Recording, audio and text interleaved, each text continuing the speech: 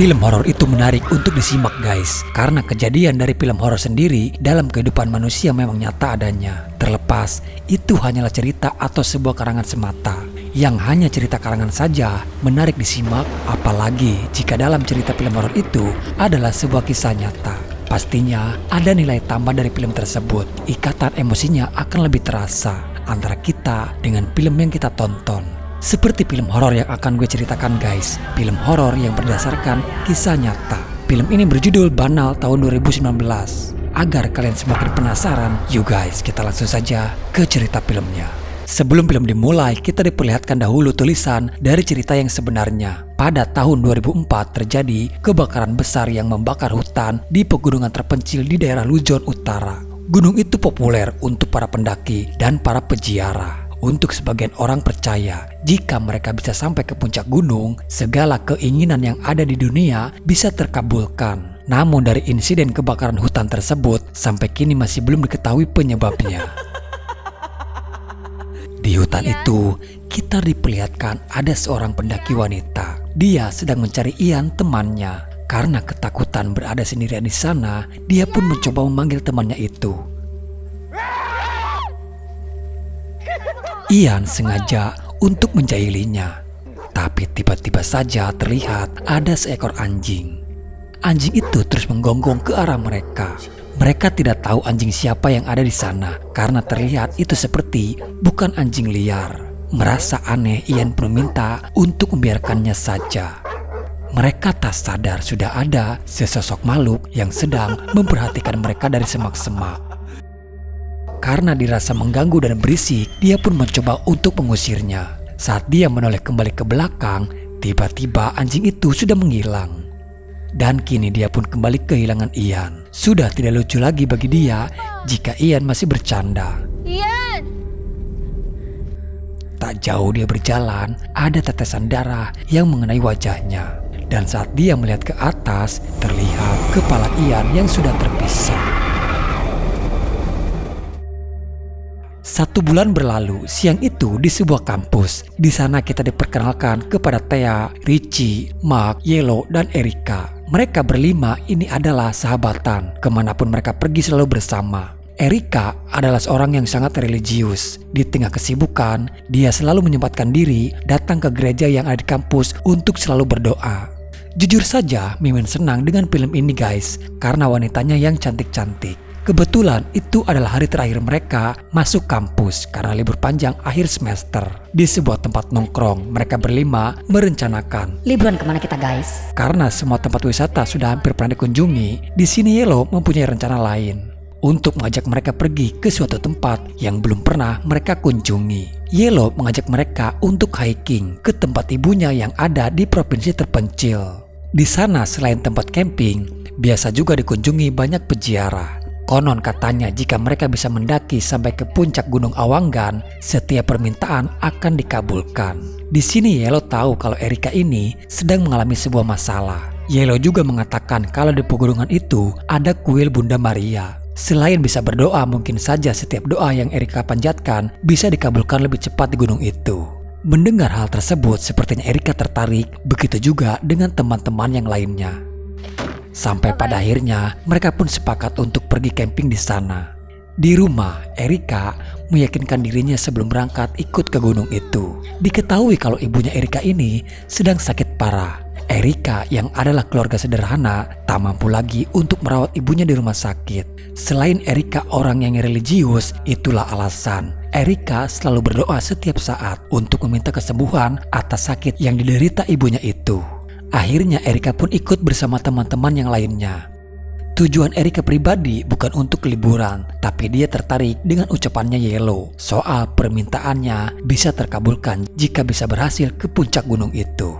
Dalam perjalanan, Richie yang sebelumnya mencari tahu soal gunung yang mereka akan tuju. Dia menceritakan kalau gunung itu adalah tempat suci yang biasanya para dukun selalu datang ke sana dan juga menjadi tempat bersemayangnya roh leluhur Dewi Tumau. Untuk antisipasi, Richie prepare membawa suar jika keadaan darurat. Setelah perjalanan yang jauh dan memakan waktu berjam-jam, sampailah mereka di kaki Gunung Awanggan, titik awal sebelum mereka naik ke puncak gunung itu. Sebelumnya, mereka harus daftar terlebih dahulu.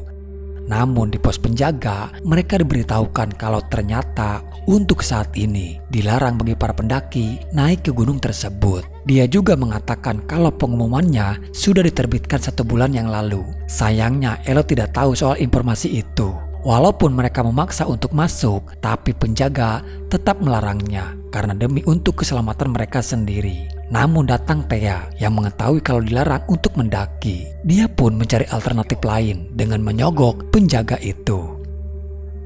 Ya, karena tawaran yang tidak bisa ditolak, akhirnya dia pun mengizinkan mereka untuk masuk. Salah satu penjaga yang bernama Cielo ditugaskan menjadi tour guide mereka. Lalu pendakian pun dimulai. Mereka diarahkan ke jalur yang berbeda, tidak menggunakan jalur yang seperti biasanya, karena ini salah satu jalur yang cukup aman. Setelah beberapa lama menempuh perjalanan, Cielo mengajak mereka untuk sejenak beristirahat di sebuah rumah bilik milik si dukun bernama Nyai Daling. Karena masih berada di area kaki gunung, Erika menyempatkan diri untuk menghubungi ibunya yang sakit. Pembicaraan dia tak sengaja terdengar oleh Richie. Di sini akhirnya Richie tahu permasalahan yang sedang dialami oleh Erika. Awalnya Nyai Daling baik-baik saja menyambut kedatangan mereka di sana. Namun saat Erika datang, tiba-tiba wajah Nyai Daling langsung berubah. Nyai Daling meminta kepada Cielo untuk jangan naik ke gunung. Nyai Daling seperti tahu akan adanya mara bahaya yang sedang menunggu mereka. Tapi kala itu Cielo sendiri malah tidak mendengarkan peringatan Nyai Daling dan mengajak anak-anak untuk melanjutkan pendakiannya. Bahkan Mark sendiri menganggap kalau Nyai Daling hanya menakut-nakuti mereka saja. Di tengah perjalanan, Thea yang tiba-tiba saja mules pingin boker. Sampai di sini mental mereka masih aman, tidak merasa ketakutan sama sekali. Thea pun merasa biasa-biasa saja saat mencari tempat untuk dia boker. Di sini kameramen yang menang banyak, guys. Thea yang sedang fokus ke satu masalahnya, namun dia terganggu dengan banyak lalat yang mengurumuninya sampai dia terpleset oleh kotoran dia sendiri. Tapi justru dia melihat sudah ada bangkai gogok di sana. Cielo yang melihat itu pun kini menjadi sangat ketakutan karena itu adalah sebuah pertanda buruk. Dia pun mengajak mereka untuk kembali. Tentu saja mereka tidak mau jika harus kembali pulang, apalagi Thea yang paling vokal. Orang sudah jauh-jauh mendaki, sudah bayar pula, belum sampai pertengahan jalan, malah mengajak kembali. Di sini mereka pun berunding, tapi dengan kesepakatan bersama, mereka pun akan melanjutkan pendakian. Dan Richie juga yang membawa peta, jadi mereka tidak akan tersesat di sana. Di sini Richie mengiyakan karena dia tahu Erika butuh ke puncak gunung itu, agar permintaan doanya Erika bisa cepat terkabul. Sebenarnya itu adalah alasan yang sangat konyol. Cielo yang sudah tidak bisa melarang mereka dan Cielo juga yang sudah tidak bisa mengantarkan mereka. Tapi di sini dia hanya bisa mengantarkan sampai ke pos pertengahan saja. Selanjutnya mereka berlimalah yang memutuskan dalam pendakian ke puncak sambil mengarahkan kepada mereka kalau di jalur ini mereka nantinya akan menemui sebuah gua karena itulah jalur yang benar menuju ke puncak gunung.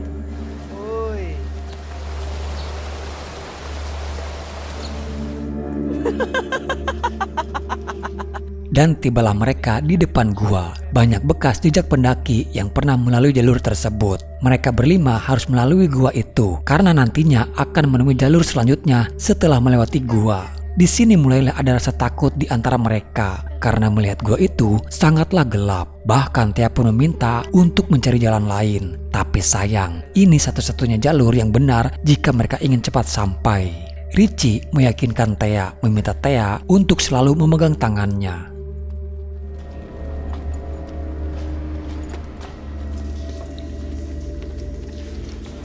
Semakin mereka masuk ke dalam gua, jalurnya yang semakin sempit dan sangat gelap. Dan mulai terasa ada aura negatif yang mendekati mereka di sana.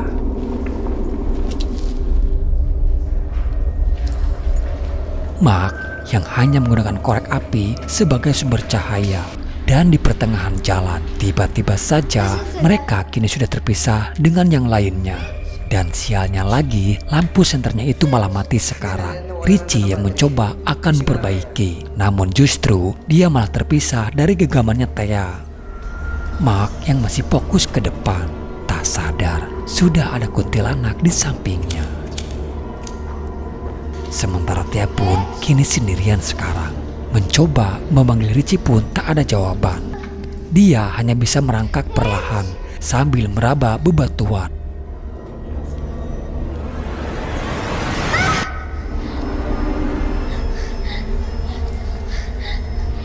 Mark masih sibuk dengan korek apinya. Namun tiba-tiba saja di lain sisi ternyata justru malah Erica, Yellow, dan Richie sudah berada di luar. Mark dan Thea yang masih berada di dalam gua. Thea masih berusaha memanggil Richie. Namun di sana, tapi untunglah dia bertemu dengan Mark dan akhirnya mereka pun kembali bersama. Apa yang dilihat Thea di dalam gua itu, mereka justru tidak mempercayainya, malah menganggap Thea hanya berhalusinasi saja. Di sini mulailah terdengar nada sumbang. Thea yang ngotot ingin kembali pulang, namun sayang tidak ada jalan untuk kembali. Jalan satu-satunya untuk pulang yaitu mereka harus melalui puncak gunung, dan di sana ada jalur setapak untuk kembali. Karena yang mereka lalui sekarang adalah jalur yang berbeda dari yang seharusnya. Setelah beberapa saat berjalan, kini mereka menemukan seperti orang-orangan yang terbuat dari ranting yang sengaja dipasangkan di beberapa pohon. Tapi saat itu, mereka berpikiran mungkin hanyalah tanda dari para pendaki terdahulu saja. Tuloy lang tayo, guys. Perjalanan pun dilanjutkan dengan arahan dari peta yang dibawa oleh Richie. Namun justru kini mereka malah kembali ke tempat itu lagi. Sudah hal biasa guys, itulah pentingnya kita membawa kompas jika berada di dalam hutan. Bahkan peta yang dibawa Richie sama sekali tidak membantu.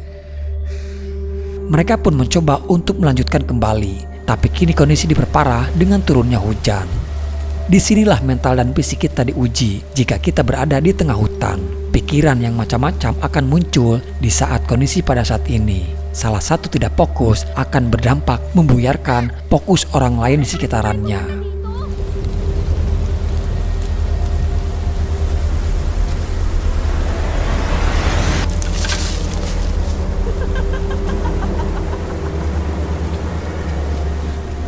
Thea yang kembali diperlihatkan seperti ada sesosok wanita berambut panjang yang berada di balik pepohonan. Karena terlihat samar-samar, dia pun mencoba memperjelas penglihatannya.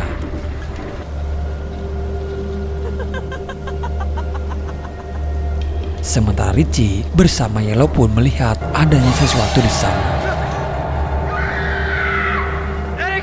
Mereka tak sadar sudah terpisah dengan Erica dan terdengar teriakannya sekarang. Erica yang hampir jatuh terperosok masuk ke dalam jurang. Erica!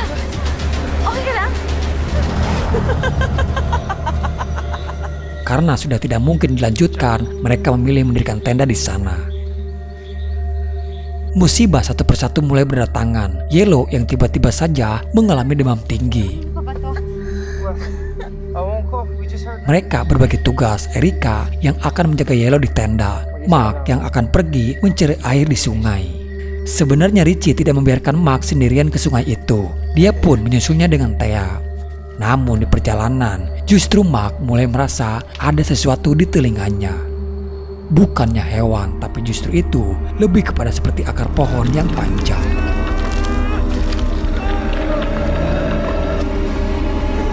Dalam penglihatan Mark, dia seperti terlilit oleh akar pohon yang hidup. Tapi untunglah semuanya kembali normal.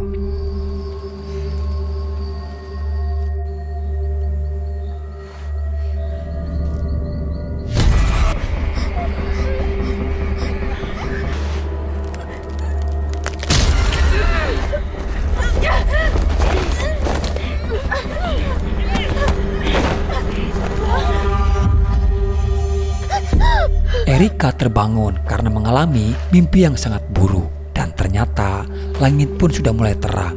Tapi kini dia hanya tinggal berdua bersama Yellow saja di sana. Erica lalu mencari keberadaan yang lainnya. Namun terlihat mereka bertiga yang sudah bertingkah aneh. Mereka seperti orang yang kesurupan, tak sadar apa yang sudah mereka lakukan di sana.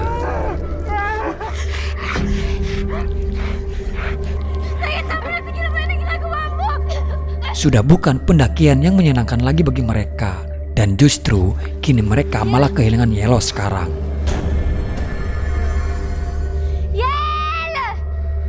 Keadaan sudah semakin rumit hingga membuat Mark yang harus bertengkar dengan Richie karena dianggap dia yang salah jalur.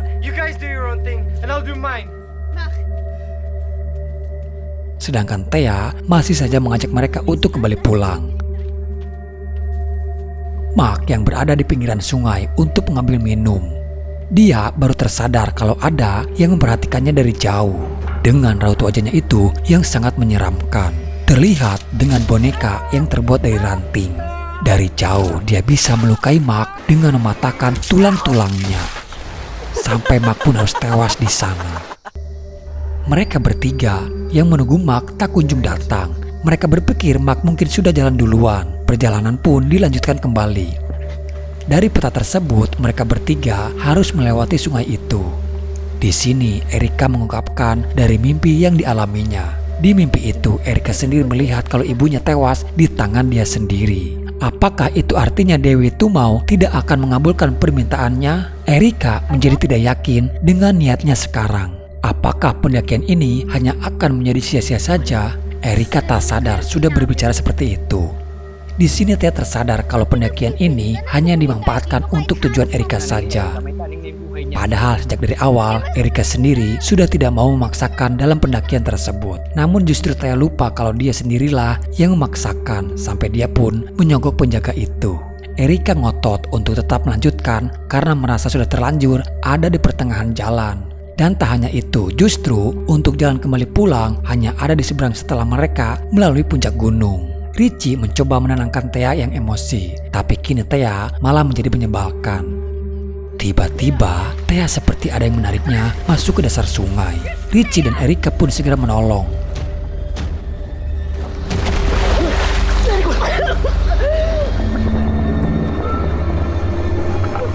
Dan ternyata itu dilakukan oleh sesosok yang ada di sana.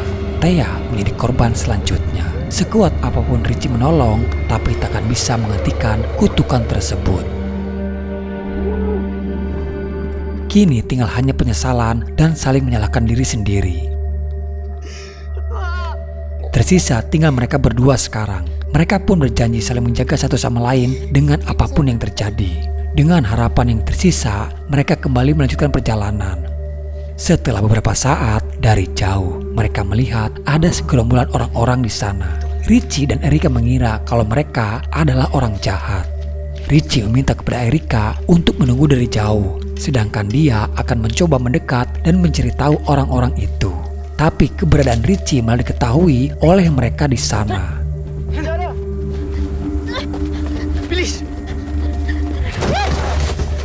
Sialnya Richie malah terpleset hingga membuat kakinya kesakitan. Richie meminta untuk Erika terus berlari.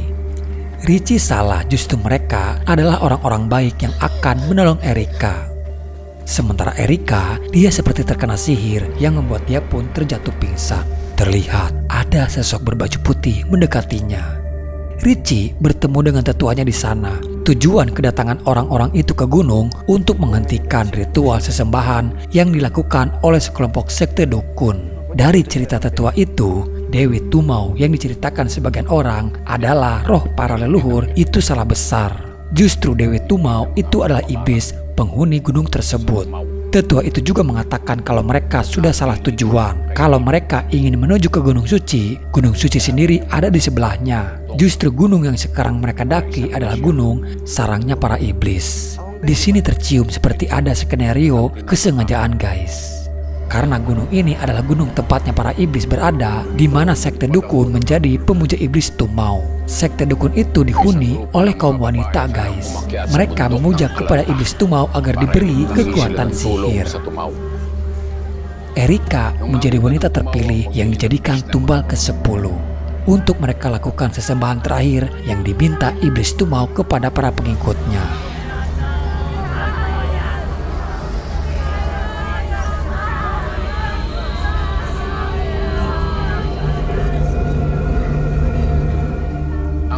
Dan ternyata dalang dibalik semuanya ini adalah Yellow.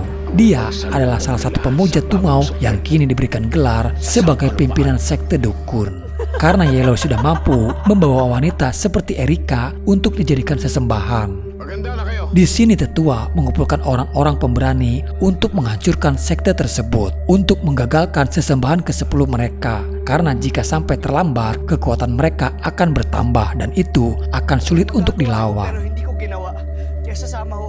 Dari awal sudah direncanakan oleh Yellow untuk menjebak Erika agar bisa ikut dengannya. Paano mo nagawa sa amin to? Nagpanggap ka bilang kaibigan namin. Dan sampailah kepada puncaknya di mana Yellow akan mempersembahkan Erika kepada iblis Tumau.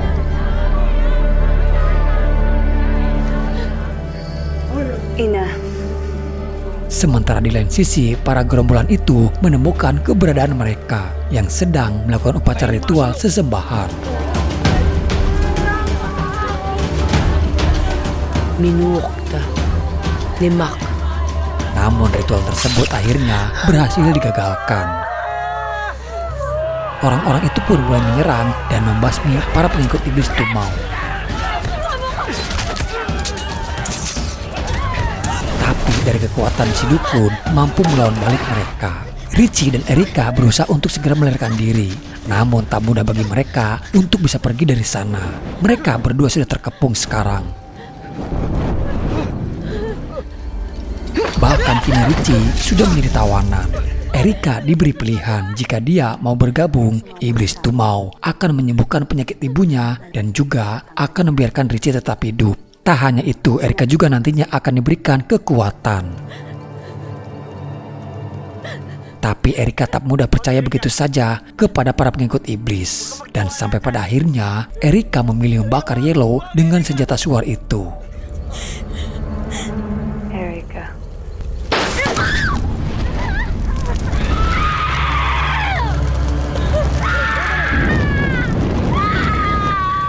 Dan dari tragedi tersebut, sekarang diketahui kalau penyebab kebakaran hutan itu karena tubuh si dukun yang terbakar. Richie dan Erika berhasil terselamatkan. Dan film diakhiri Erika bersama Richie yang dibawa oleh mobil ambulan.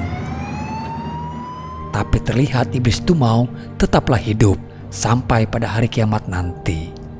Banyak pesan moral yang disampaikan dalam film ini guys, terutama kepada Erika. Niat dan tujuan yang baik tentu harus dibarengi dengan proses yang baik juga. Semakin orang itu taat kepada Tuhan, semakin berat cobaan yang dia terima. Tentu tak mudah berada di posisi Erika, di mana dia sangat membutuhkan pertolongan. Dengan kondisi ibunya yang sedang sakit parah, mungkin bisa dikatakan butuh keajaiban. Berbagai upaya sudah dia lakukan, bahkan berdoa sudah hampir setiap saat dia panjatkan. Tapi sayang, di tengah perjalanan, Erika malah tergoda oleh rayuan sesat si iblis. Dan satu lagi, kalian akan bisa mengenali karakter seseorang itu sebenarnya di saat kalian sama-sama berada di posisi yang sulit. Mungkin cukup sampai di sini dulu ceritanya. Sampai jumpa di video selanjutnya. Salam dari saya dan bye-bye.